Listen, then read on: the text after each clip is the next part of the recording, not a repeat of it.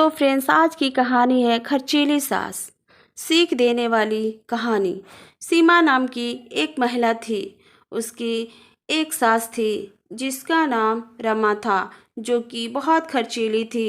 सीमा जहाँ बचत पर जोर देती थी, वहीं उसकी सास कोई बचत नहीं करती और बेफिजूल खर्च करती थी। एक बार सीमा ने अपनी सास को कुछ पैसे रखने के लिए दिए, जिसको वह अगले दिन बैंक में जमा करवाने वाली थी। उसकी सास उन पैसों से बाजार से अपने लिए कपड़े लेकर आ गई। अगले दिन जब सीमा ने अपनी सास से पैसे मांगे तो सास ने बताया वह तो उसने खर्च कर दिए हैं। उसने सीमा को कहा, बचत करने की कोई ज़रूरत नहीं है, ज़िंदगी को अच्छे से जीना चाहिए।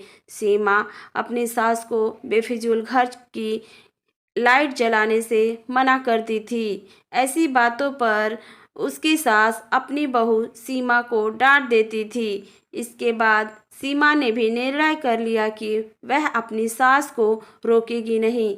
सीमा ने इसके बाद अपनी सास के कमरे का बल्ब लाकर बदल दिया। सास के पूछने पर सीमा ने कहा कि अब वह जितना चाहे उतनी लाइट जला सकती है।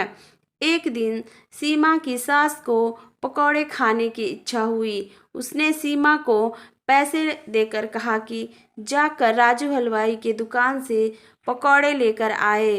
कुछ देर में सीमा अपनी सास को पकौड़े लाकर देती है, जो उसको बहुत पसंद आते हैं।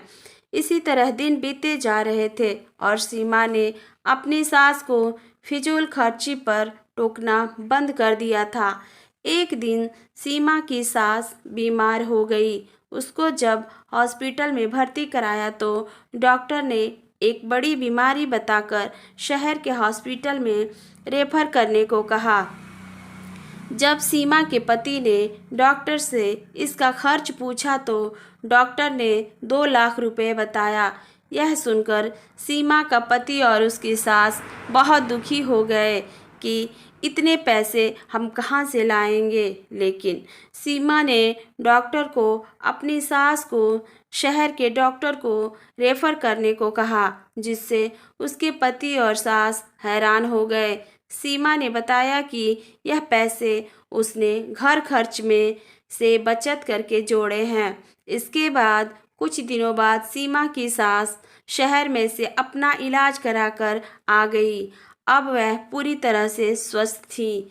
उसने आकर सीमा से पूछा कि तूने इतने पैसे कैसे जोड़े? मैं तो तुझे बचत करते समय हमेशा मना करती थी। सीमा ने बताया कि मैंने सारे घर में कम बिजली प्रयोग करने वाले बल्ब लगाए और जब भी आप मुझे बाहर से पकौड़े लाने को कहती थी तो मैं घर पर ही आपको पकौड़े बनाकर खिलाती थी। उसने सीमा की बहुत तारीफ की और खुद भी आगे से पैसे बचाने का निर्णय लिया।